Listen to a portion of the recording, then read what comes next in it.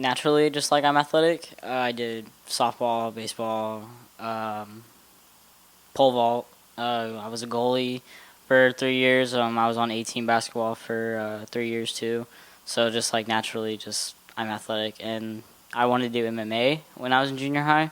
And I asked my grandmother, I was like, "Hey, can we do like an MMA class or something? Like I want to get into it."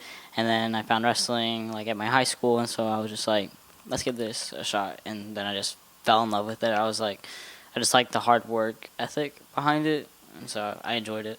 I think just like the physicality of it, just really just like beating on somebody is just I don't know, man. Just it's just it's just kind of fun to throw people, but just y'all are brothers and sisters at the same time. Y'all just like have one common goal to be a champion, and you just tear the shit out of each other. Like it's just fun to like have a group of people that have like a common goal. Yeah. I think something to do with like along the lines of like social masculinity, just like just being like in a really aggressive sport, and I think probably they had to like do a little bit with it, but for the most part, like the life lessons that teach me and everything.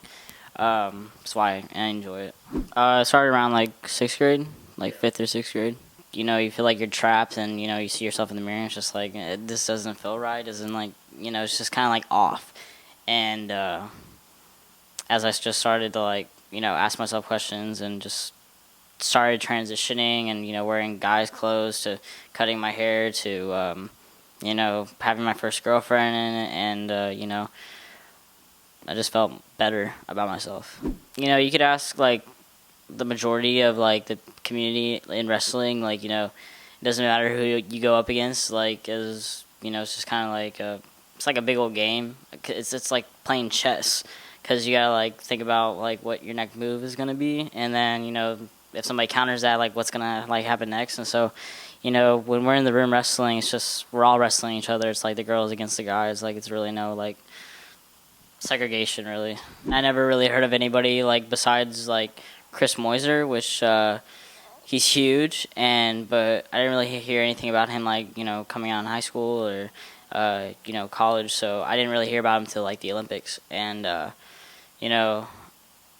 when the story came out, I was really kind of like the only trans athlete that really was like really open, and especially in Texas, like that's just like like that's really not supposed to happen. Like, so I think just it was just the right timing, and just kind of like in a pivotal moment in the trans community where like we're having this conversation to like, well, we need to actually have these conversations about like, because people like trans people are humans, like they deserve all the equal rights and respect of anybody else that's cis. A few, but I think that more just had to do more with like me being who I was, just being trans. Not really competition wise, but there's some people that I wrestle with that I had to wrestle sometimes, and I knew they didn't like me because I was having to wrestle girls in competition and I was winning. And but I mean, you can't avoid that, I guess, when it like came down to it, because I was on teams, like I had to be, those are my teammates. Oh, it was great. It was fun. I always wrestle guys. Like I would wrestle like Harley, Johnny, Jeremiah. Those are my teammates from high school. And then sometimes I'd wrestle some of the girls, but I would wrestle the girls so I could help the women's team get better. But I also, the guys, had to get better too. So I don't know. It was just really weird, to be honest. Now that I think back on it, like I tried to wrestle guys during the practice room, but my coach would tell me, "Hey, go with so and so," and I would go with so and so. But I would try to get different feels from like different weight classes. That way I could keep my strength up there, but also like wrestle people that were my size. So I had work that week, and right now, like, let alone me and my family are having really a hard time like financially trying to like keep me in college, and I don't have a not a scholarship. Yeah, I don't have a scholarship for the men's team, so it's just hard coming up with this money. And so I was helping my grandmother out while trying to get a job and then also practice. And so this literally happened over a 2-day period. The first practice I missed because I told Coach Ray that I would go to work. And he was like, "Okay, I also need the practice times for the next day." And I was like, "All right." And so I woke up the next morning about 7 o'clock, and I was waiting for the text message and he never messaged me back. I was like, "Okay." I was like, "All right." And there was a super bad storm that happened that day. Like, no one was out driving, and so it was around 12 o'clock, and my coach texted me, and he was like, so you missed 2 practices. I was like, what? He was like, yeah, Coach Ray, like, texted me. He said that you missed 2 practices. I was like, I waited for Coach Ray to text me back, and he never gave me the practice times. He never, like, told me the location or anything. And then he was like, well, you better make this next one in the next 30 minutes, or you won't make the team. And it was a 45-minute drive all the way to where I need to go. And I was like, are you kidding me? Like, and then Coach Ray was like, if you don't make it here, then you're going to be cut. So I got the email, and I was like, and that was the end of that. Like, there was no ifs and ands or buts about it.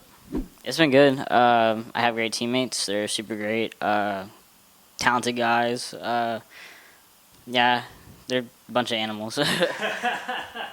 Probably not after college. I kind of just wanted to wrestle college, and but after, I still want to do competitions, but probably not just like on the Olympic level or like the senior level. I'll probably do like small competitions. I want to try beach wrestling, but I really want to try to get into MMA.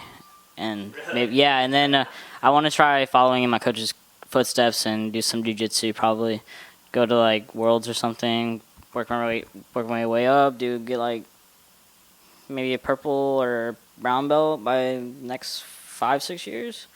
Just to follow your heart and to don't let anybody tell you different, really. Just be confident.